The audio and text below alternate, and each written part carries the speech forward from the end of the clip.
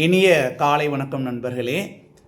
லலிதா சகஸ்ரநாமம் நாங்கள் ஒரு 10 வருஷமாக நான் படிச்சுட்ருக்கேன். அதில் ஒரு சில இடங்களில் இருக்கிற நல்ல ஸ்லோகங்களை ஒரு சின்ன சின்ன தொகுப்புகளாக உங்களுக்கு வழங்கலான் இருக்கேன்.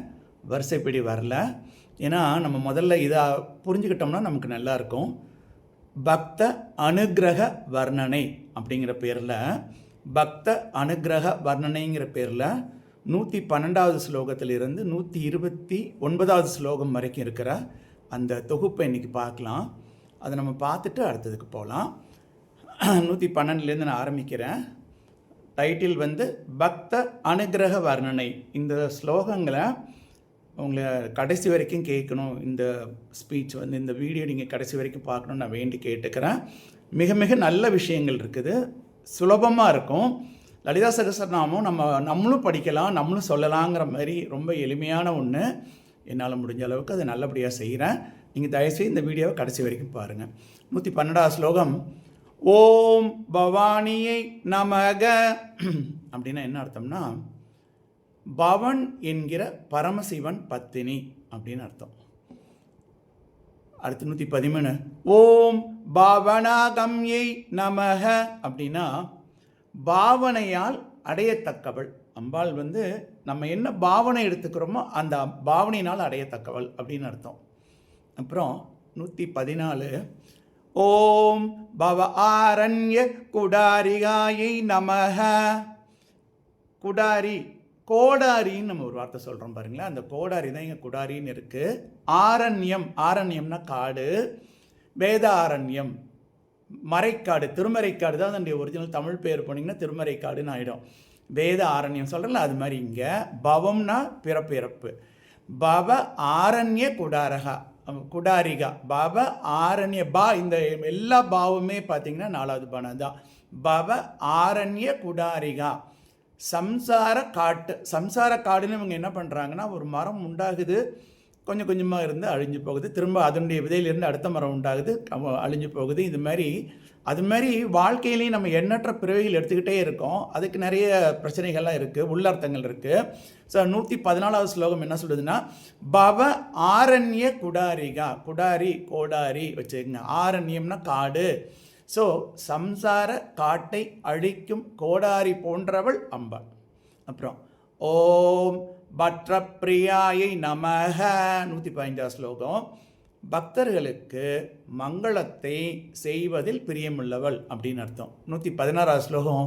ஓம் பத்ரமூர்த்தியை நமக. மங்களமே வடிவானவள். பத்ரமூர்த்தி, மூர்த்தினா வடிவம், மூர்த்தினா அர்த்தமே வடிவம்னு அர்த்தம். அதனால தான் மங்களமே வடிவானவள். மங்களத்தை செய்கிறவ தான் மங்களமே வடிவானவள் அவள் தான். அப்புறம் 117 பார்த்தீங்கன்னா, ஓம் பக்த சௌபாக்கியதாயின்யை நமக. பக்தர்களுக்கு சௌபாக்கியம் அளிப்பவள்னு அர்த்தம். ரொம்ப சுலபமாக இருக்கு பாருங்கள். இதெல்லாம் இப்படி நம்ம ஒரு 20 பேர் 28 பேர் நம்ம படித்து முடிக்கிறப்ப என்ன ஆகுனா, 1000 பேரில் நமக்கு 28 பேர் இப்போ தெரியும். நம்ம திரும்ப திரும்ப திரும்ப திரும்ப சொல்லி பார்த்துக்கலாம். அடுத்தது 118. ஓம் பக்தி பிரியாயை நமக. பக்தியில் பிரியமுள்ளவள் அப்படின்னு அர்த்தம். 119. ஓம் பக்தி கம்யாயை நமக. பா 4வது பான் முதலே சொல்லிட்டேன். பக்தி பா, பக்தி கம்யாயை நமக. கா 3வது கானா. ஸோ பக்தியால் அடையத்தக்கவள் அம்பாள். நம்ம எவ்வளோ பக்தி செலுத்துகிறோமோ அந்த அளவுக்கு கிட்டக்க வருவான்னு அர்த்தம். 120வது நாமம் ஓம் பக்தி வஷ்யாயை நமக அப்படின்னா என்ன அர்த்தம்னா, பக்திக்கு கட்டுப்பட்டவள் பாவ. நீ பக்தர்னா உன்னுடைய வேண்டுகோளை அவள் ஏற்க காத்துட்ருக்கா அப்படின்னு பின்னாடியெல்லாம் நிறைய சொல்ல போகிறோம். அதாவது உங்களுக்காக மனசு இறங்கி எப்படா இவனுக்கு ஒத்தாசை பண்ணலாம், இவன் கேட்க மாட்டானா அப்படின்னு வெயிட் பண்ணிகிட்டு இருப்பாங்கன்னு சொல்லுவாங்க. 121. ஓம் பயாபகாயை நமக. பயத்தை போக்குபவள். முக்கியமானது வாழ்க்கையில் நமக்கு அதாவது வீரன்கிற மகாவீரன்கிறவன் எங்கன்னா யாருன்னா, ஒரு பெரிய கட்டடத்தில் ஒரு பெரிய பிரச்சனையாகுதுங்கிற கடைசியாக போகிறவன் தான் மகாவீரன். அதாவது அந்த பயத்தை அப்படியே அடக்கி வச்சுக்கிட்டே இருந்துட்டு எல்லாரும் ஓடுறப்ப ஓடாமல் மெதுவாக போகிறோம். அதுமாதிரி பயாபகாயை, பயத்தை போக்குபவள் அம்பாள் இருக்கா கூட அப்படின்னா நீங்கள் என்ன பண்ணலாம், உங்களுடைய மனசு தளர்ந்து போகுது, உடல் தளர்ந்து போகுது, அடுத்த அடி எடுத்து வைப்போமான்னு தெரியல, ஆனால் அம்பாள் நினச்சிக்கிட்டு நீங்கள் தைரியமாக போய் செய்யலான்னு அர்த்தம். 121வது நாமம் ஓம் பயாபகாயை நமக. அப்புறம் ஓம் சாம்பவ்யை நமஹ. சம்புவின் பத்தினியே அப்படின்னு அர்த்தம். சாம்பவி அப்படின்னா சம்பு, சிவனுடைய பத்தினி. 123வது நாமம் ஓம் சாரத ஆராத்யை நமஹ. அதில் வர 2 தாவும் வந்து 3வது தானாதான். ஓம் சாரத ஆராத்யை நமஹ அப்படின்னா என்னென்னா சரத்கால நவராத்திரியில் பூஜிக்கத்தக்கவள் அப்படின்னு அர்த்தம். 124வது நாமம் பார்த்தீங்கன்னா சர்வாணி அப்படின்னு. ஓம் சர்வாண்யை நமஹ அப்படின்னா சர்வர் என்கிற சிவமூர்த்தியின் பத்தினி அப்படின்னு அர்த்தம். 125வது நாமம் ஓம் ஷர்மதாயின்யை நமஹ, சுகத்தை கொடுப்பவள்னு அர்த்தம். 126வது நாமம் ஓம் ஷாங்கரியை நமஹ. ஷாங்கரிங்கிறது எகைன் என்னதுன்னா சங்கரர் பத்தினின்னு அர்த்தம். 127வது நாமம் ஓம் ஸ்ரீகரியை நமஹ, ஸ்ரீயை கொடுப்பவள். ஸ்ரீனா என்ன அர்த்தம் பாருங்கள். ஸ்ரீங்கிறதுல அந்த ஒத்த எழுத்தில் அவ்வளோ விஷயம் இருக்குங்க. செல்வம், இன்பம், அழகு, மங்களம், காந்தி, காந்தி காந்தி காந்தி காந்திமதின்னு சொல்கிறோம் இல்லையா, காந்தி கம்பீரியம். அப்போ 127வது நாமம் ஸ்ரீஹரி, ஸ்ரீயை கொடுப்பவள். அதாவது 6 விஷயம் இருக்குது. செல்வம், இன்பம், அழகு, மங்களம், காந்தி, காம்பீரியம், இது எல்லாத்தையும் கொடுக்குறவள். இப்போ வந்து ஒரு ஆணுக்கும் காம்பீரியம், அதாவது பிறப்பிலேயே கூட அது வரலாம். காம்பீரியம் எல்லாத்துக்கும் வேணும். பெண்ணுக்கு காம்பீரியம்ங்கிறது வந்து ரொம்ப ரொம்ப ரொம்ப சிறப்பான ஒரு விஷயம். அப்படி இருந்துச்சுன்னா நிறைய பேர் தேவையில்லாமல் அந்த பெண்ணுடைய வாழ்க்கையிலையோ பேச்சிலையோ இன்டர்ஃபியர் ஆக மாட்டாங்க. ஸோ இதெல்லாமே கொடுக்கக்கூடியவள் அம்பாள். 128வது நாமம் ஓம் சாத்வியை நமஹ. சாத்வினா சிம்பிளி பதிவிரதை, அவ்வளோதான். பதினா கணவன், கணவனுக்கு அனுசரித்து போகிறோம்.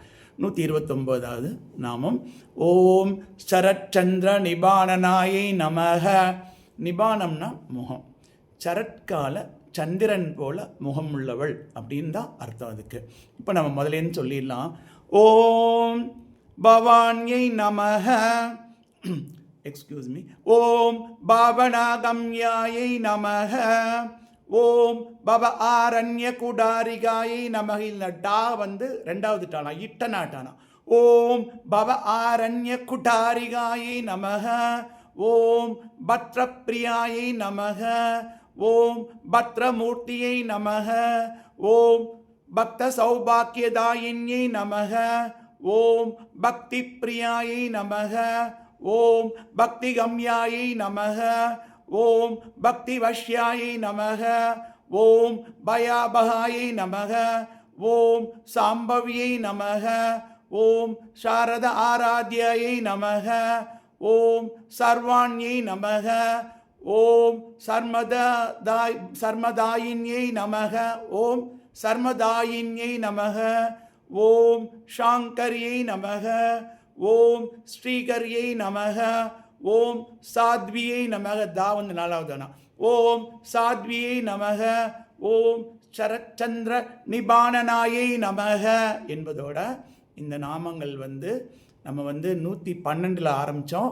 112 ஆரம்பித்து 129வது நாமம் வரைக்கும் இப்போ நான் சொல்லியிருக்கேன். இதில் வந்து என்ன ஹெட்டிங்கில் வச்சுக்கலான்னா பக்த அனுகிரக வர்ணனை அப்படின்னு இந்த ஹெட்டிங்கில் வச்சுக்கலாம். இன்னும் இதில் சொல்கிறதுக்கு உபரி தகவல்கள் இருக்குது, உடனே பார்க்கலாம். லலிதா சகசரநாமம் 112வது ஸ்லோகத்துலேருந்து 129வது ஸ்லோகம் வரைக்கும் இப்போ தான் நம்ம அர்த்தம் பார்த்து முடித்தோம். இப்போ ஓம் பவான்யை நமக, ஓம் பாவனா கம்யா இப்படியெல்லாம் சொல்கிறத விட அப்படி ஒரு டைப்பாக சொல்லுவோம். தனித்தனி நாமமாக வந்து ஓம்னு ஆரம்பித்து நாமம் சொல்லி நமகன்னு முடிக்கிறது ஒரு டைப்பு. கொஞ்சம் நம்ம வேகமாக சொல்கிறப்ப என்ன சொல்வோம்னா வந்து அதை நான் சொல்லி காட்டுறேன். நீங்கள் முதல்ல அப்படி பழகிக்கிங்க. பழகிக்கிட்டு அதுக்கப்புறம் மெதுவாக ராகம் போடுற மாதிரி பழகிக்கணும். பழகிட்டு அதுக்கப்புறம் நம்ம என்ன பண்ணுவோம், தனித்தனியாக பிரித்து பழகிக்கலாம். முதல்ல பவான்யே பவானி பாவனா கம்யா பவ ஆரண்ய குடாரிகா பத்ரப்பிரியா பத்ரமூர்த்திர் பக்த சௌபாக்கியதாயினி பக்தி பிரியா பக்தி கம்யா பக்தி வஷ்யா பயாபகா சாம்பவி சாரத ஆராத்யா சர்வாணி சர்மதாயினி ஷாங்கரி ஸ்ரீஹரி சாத்வி சரச்சந்திர நிபானனா. இப்படி கொஞ்சம் இழுத்து சொல்லி பார்த்தீங்கன்னா உங்களுக்கு வந்து முதல்ல இப்படி நம்ம பழகிக்கலாம். இதை வந்து நம்ம இந்த ஒரு ஒரு 27 28 நாமத்தை வந்து நம்ம இப்படி கொஞ்சம் பழகிக்கலாம். பழகிட்டு பாருங்கள். பவானி பாவனா கம்யா பவ ஆரண்ய குடாரிகா அப்படி ஆரம்பித்து சரச்சந்திர நிபானனா வரைக்கும் 112லேருந்து 129. ஸோ இந்த ஒரு 18 நாமம் வந்து நம்ம என்ன பண்ணலான்னா இப்படி சொல்லி பழகிக்கலாம். ஒரு ராகம் போட்டு பாடிட்டு அப்புறம் வந்து பவானிங்கிறத அந்த யாலாம் வருதில்ல, அதில் எய் சேர்க்கணும். அவ்வளோதான். ஓம் பவானியை நமக, ஓம் பாவனா கம்யாயை நமக, ஓம் பவ ஆரண்ய குடாரிகாய். நீங்கள் தனித்தனி பேராக சொல்கிறப்ப ஓம் போட்டு நமக போடுங்க, நடுவில் நாமம் போடுங்க. அப்போ வந்து ஓம் இந்த பவானி. ஆனால் நம்ம கொஞ்சம் நல்லா அது ஒரு மாதிரி மனப்பாடம் பண்ணணும். அப்படின்னா பவானி பவானி பாவனா கம்யா பவ ஆரண்ய குடாரிகா பத்ர பிரியா பத்ரமூர்த்திர் பக்த சௌபாக்கியதாயினி அப்படி படிக்கிறோம். அப்படி படித்து கடைசி வரைக்கும் கொண்டு வந்துடுறோம், நிபானன் வரைக்கும் கொண்டு வந்துடுறோம். ஆனால் நீங்கள் தனித்தனி நாமமாக வந்து ஒரு பூ எடுத்து பூவோ இல்லைன்னா குங்குமமாக வச்சு அம்பாள் படத்துக்கு முன்னாடி வச்சு நீங்கள் அதை இதாக செய்யணும். அப்படி சொல்லணும். அப்படின்னா பாராயணம் பண்ணுற மாதிரி சொல்லணுன்னா ஓம் பவானியை நமக, ஓம் பாவனா கம்யாயை நமக, ஓம் பவ ஆரண்ய குடாரிகாயை நமக இப்படி சொல்லிட்டு போய் ஓம் சரச்சந்திர நிபானனாயை நமக இப்படி சொல்லி முடிக்கலாம். அப்போ வந்து நம்ம ஒரு பூவாக எடுத்து அம்பாள் படத்தை நல்லா உத்து பார்த்து அந்த குத்து விளக்கு வெளிச்சத்தில் மெயின் லைட் நம்ம ஆஃப் பண்ணிவிட்டு பார்த்து படிக்கிறப்ப நமக்கு ரொம்ப தெய்வீகமாக இருக்கும். இதில் இன்னும் ஒரே ஒரு செய்தி பாக்கி இருக்குது, அது சொல்கிறேன். இந்த வீடியோ நீங்கள் கடைசி வரைக்கும் பார்க்குறதுனால உங்களுக்கு நல்ல பலன் கிடைக்கும், மனசில் அமைதி கிடைக்கும். கோயிலுக்கு போயிட்டு என்ன கும்பிட்றதுன்னு தெரியாமல் தவிச்சிட்டு இருக்கோம்ல, அம்பாள் முன்னாடி சும்மா நின்றுட்டுருக்கோம். அந்த டைமில் வந்து இதெல்லாம் மனசில் ஓடுனா நல்லாயிருக்கும். ஒரே ஒரு செகண்டு, இன்னொரு 1 நிமிஷம் 2 நிமிஷத்தில் ஒரு செய்தி சொல்லி இந்த உரையை முடிக்கிறேன். இது வரைக்கும் நீங்கள் பார்த்ததுக்கே நான் உங்களுக்கு ரொம்ப நன்றி கடன் பட்டிருக்கேன். லலிதா சகஸ்ரநாமம் 112வது ஸ்தோத்திரத்திலிருந்து 129வது ஸ்தோத்திரம் பக்த அனுகிரகம் அப்படின்னு சொல்லிட்டு நம்ம பார்த்துட்ருக்கோம். அதில் வந்து நான் ஒரு செய்தி சொல்லி முடிக்கிறேன்னு சொல்லியிருக்கேன். இப்போ இந்த 112வது நாமம் எப்படி ஆரம்பிச்சது பாருங்கள். பவானின்னு ஆரம்பிச்சுதான். பவானிங்கிற பேரை கேட்ட உடனே உங்களுக்கு என்ன தோணணும்னா சௌந்தரிய லகரியில் 22வது ஸ்லோகம் ஒன்று இருக்குது. பவானி துவம் தாசே மைவிதர திருஷ்டிம் ச கருணாம் இதே ஸ்தோதும் வாஞ்சன். இந்த ஸ்லோகம் நீங்கள் அப்புறம் இன்னொரு வாட்டி எக்ஸ்பிளைன் பண்ணுறேன். ஆனால் என்னென்னா பவானி நான் உன்னுடைய அடிமை, நீ என்னிடத்தில் வந்து உன்னுடைய கருணை பார்வையை செலுத்துன்னு சொல்ல ஒருத்தன் வரான். சொல்ல வந்துட்டு அம்பாள் முன்னாடி போயிட்டு முழு சென்டென்ஸும் வராமல் அப்படி முழு சென்டென்ஸ் என்ன, பவானி துவம் தாசேனா உன்னுடைய அடிமை, மைவிதர திருஷ்டிம் சகர்ணம் உன்னுடைய கருணை பார்வையை என் மீது செலுத்து அப்படின்னு சொல்ல வந்தவன் பவானி துவம்னு ஆரம்பித்து குளர ஆரம்பிச்சிருச்சு. நான் குளர ஆரம்பிச்சிட்டு வார்த்தை வரமாட்டேங்குது, தடுமாறு. ஏன்னா அம்பாளெல்லாம் பார்த்துட்டு இருக்கான். அதனால் அப்போ உடனே அம்பாள் என்ன சொல்லிட்டாங்க, ஏன்ப்பா இவ்வளோ கஷ்டப்படுற, பவானித்துவம் தானே உனக்கு வேணும், வந்துரு கிட்டக்க வந்துரு. அதாவது அதுக்கு வந்து சாயுஜ்ய பதவின்னு சொல்லுவோம். இதெல்லாம் அடங்கி இருக்கக்கூடிய சௌந்தரிய லகரியில் 22வது ஸ்லோகம் ஸ்தோத்திர மகிமை அப்படின்னு சொல்லிட்டு அதனுடைய பலன் வந்து சர்வசித்தின்னு இருக்குது. நீங்கள் வந்து என்ன பண்ணுங்கள், நெட்டுக்கு போங்க, நெட்டுக்கு போயிட்டு சௌந்தரிய லகரி ஸ்லோகம் 22ன்னு அடிச்சிங்கன்னா அது வரும். தமிழ்லேயும் வரும், இங்கிலீஷ்லேயும் வரும். படித்து அனுபவிங்க, என்ஜாய் பண்ணுங்கள். நம்ம அடுத்த பதிவில் பார்க்கலாம். நன்றி, வணக்கம். அம்பாளுக்கு நான் என்றென்றும் நன்றி கடன் பட்டிருக்கிறேன் என்று சொல்லி விடைபெறுகின்றேன். நன்றி, வணக்கம்.